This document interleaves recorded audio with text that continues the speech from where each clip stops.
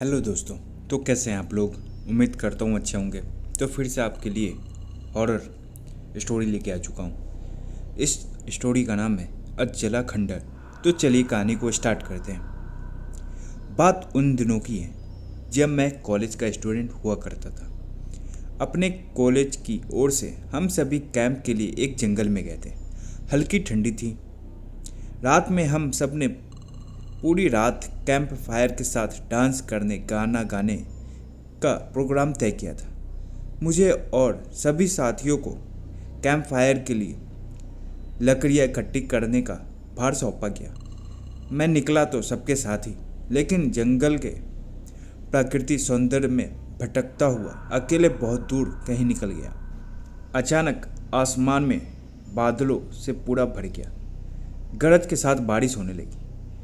बादलों के लगातार गरजने से मैं पेड़ के नीचे खड़ा रहना उचित नहीं समझा। आसपास किसी घर की तलाश में एक दिशा में भागने लगा। मुझे कुछ ही दूर पर एक लाल ईंटों से बनी शानदार बिल्डिंग नजर आई। बिल्डिंग रोशनी से पूरी नहाई हुई थी और उसमें ढेर सारे लोग हैं, ऐसे दूर से ही लग रहा था। मैं तेजी से भागते हुए उस बिल्डिंग में जा घुसा और सामने से आते हुए एक खूबसूरत नर्स से टकराते टकराते बचा। नर्स ने मुझे घूर कर देखते हुए कहा, बहुत अधिक भीग गए हो, सर्दी लग जाएगी। उधर बाई और एक स्टोर रूम में, वहाँ जाकर जो भी मिले उससे कहना सिस्टर जूलिया ने दूसरे सूखे और साफ कपड़े मुझे देने को कहा है। वो तुम्हें कपड़े दे देंगे। मैं हक्का बक्का मुंह फाड़े सिस्टर जूलिया को देखता रहा। मुझे एकदम से ये समझ नहीं आया कि मैं क्या करूं। मेरी स्थिति देखकर सिस्टर जूलिया खिलखिलाकर हंस पड़ी और बोली, पहले तो तुम अपना मुंह बंद करो, वरना मुंह में मच्छर घुस जाएंगे। और अब जाकर विषय ही करो जैसा मैंने कहा है। मैं हल्के से हाँ में सर हिला दिया। सिस्टर की बताई दिशा में जाने को मुड़ गया।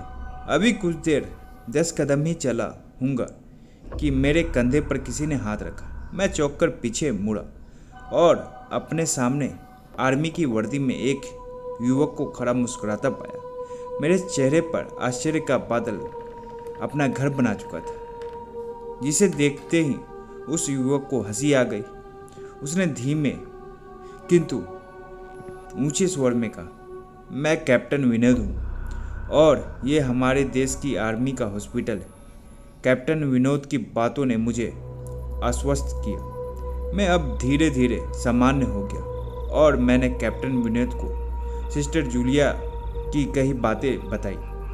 सुनकर कैप्टन विनोद के चेहरे पर रहस्यमय मुस्कान फैल गई और वे बोले, तो सिस्टर जूलिया से भी मिल चुके?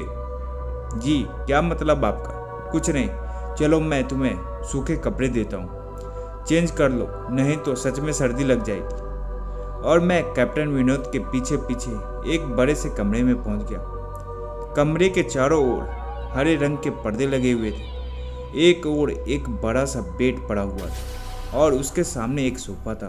बीच में एक टेबल था जिस पर 2 गिलास, एक बड़ी बोतल ब्रांडी की और 1 या 2 पत्रिकाएं पड़ी हुई थी। कमरे के एक कोने में एक बड़ी सी अलमारी थी जिससे कैप्टन विनोद ने एक आसमानी रंग का कुर्ता पैजामा निकाल कर मुझे दिया और कमरे से लगे बाथरूम की ओर इशारा किया। मैं बाथरूम में कपड़े चेंज कर जैसे ही निकलने लगा, मेरी नज़र बाथरूम की एक दीवार पर पड़ी। वो खून के छींटों से भरी हुई थी। ये देखकर मैं घबरा गया और जल्दी से बाहर निकलने को मुड़ा कि बाथरूम में लगे आईने में खुद को ही देखकर चौंक गया। आईने में मेरा पूरा शरीर तो नज़र आ रहा था, लेकिन मेरे शरीर पे मेरा सर गायब था। अब मुझे डर लगने लगा और मैं हड़बड़ाकर बाथरूम से निकल गया। मुझे इस तरह बाहर निकलकर देखकर कैप्टन विनोद ने हंसकर पूछा, क्या हुआ? अरे हाँ, तुमने तो अब तक मुझे अपना नाम ही नहीं बताया। कहाँ जाओगे? बाहर बहुत तेज बारिश हो रही, लेकिन तुम जाना क्यों चाहते हो? अचानक ये मैं समझ नहीं पा रहा हूँ। कैप्टन विनोद, आपकी बाथरूम की एक दीवार पूरी खून के छींटों से भरी हुई और आपके बाथरूम में लगा आईना भी कुछ अजीब सा है। उसमें मुझे मेरा पूरा शरीर तो दिखाई दिया, लेकिन मेरा सर ही गायब था। मैं अब बिल्कुल भी नहीं रुकूंगा यहाँ, बारिश में ही भीगता हुआ अपने कैंप तक जाऊंगा।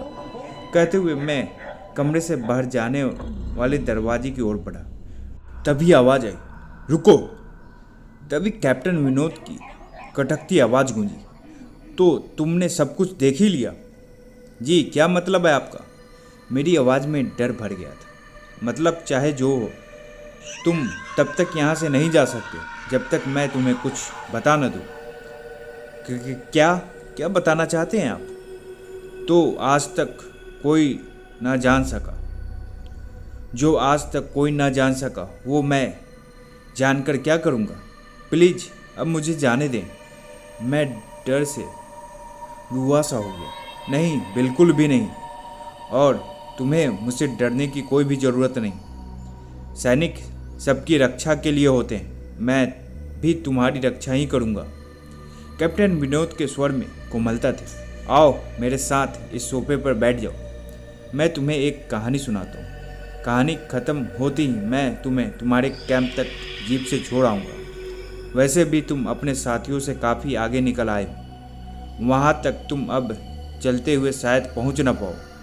कैप्टन विनोद के स्वर में जाने कैसी अविश्वसनीयता थी। मैं जागकर उनके बगल में बैठ गया। कैप्टन विनोद ने कहा,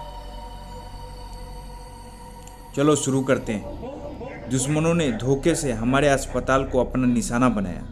दुश्मन देश के 2 सैनिक हमारे सैनिक के वेश में एक हमारे ही घायल सैनिक को लेकर आए। वो घायल था और हमारे देश के सेना ने उसे बहुत ढूंढा लेकिन नहीं मिला था। शायद साजिश के तहत उसे घायल होते ही घुसपैठियों ने कहीं छुपा दिया था। अचानक अपने खोए सैनिक को अपने हॉस्पिटल में पाकर सभी खुश हो गए और बिना अधिक पड़ताल किए हॉस्पिटल के गेस्ट रूम में घायल को लेकर आने वाले उस अधिकारी को ठहराने की इजाज़त दे दी गई। अभी उस सैनिक का इलाज ही चल रहा था कि जोरों का ब्लास्ट हुआ और पूरा हॉस्पिटल एक पल में खंडर में तब्दील हो गया। लेकिन हॉस्पिटल तो अपनी शानदार स्थिति में खड़ा है, मैंने कहा। मेरी बातों को अनसुना कर कैप्टन विनोद ने अपनी बात जारी रखी। कोई नहीं बचा उस ब्लास्ट में। दीवार पर पड़े खून के छींटे भी उसी ब्लास्ट में मारे गए हॉस्पिटल के कर्मचारियों के। हाँ, पर यह हॉस्पिटल तो मुझे खंडर नहीं दिख रहा है, मैंने कहा। जवाब में कैप्टन विनोद के चेहरे पर एक रहस्यमय भरी मुस्कान फैल गई और उनका चेहरा अजीब से भाव से भर गया। मैं उनके चेहरे को देखकर अंदर से दहल गया। फिर भी मैंने हिम्मत करके पूछा, आप उस ब्लास्ट में बच कैसे गए सर?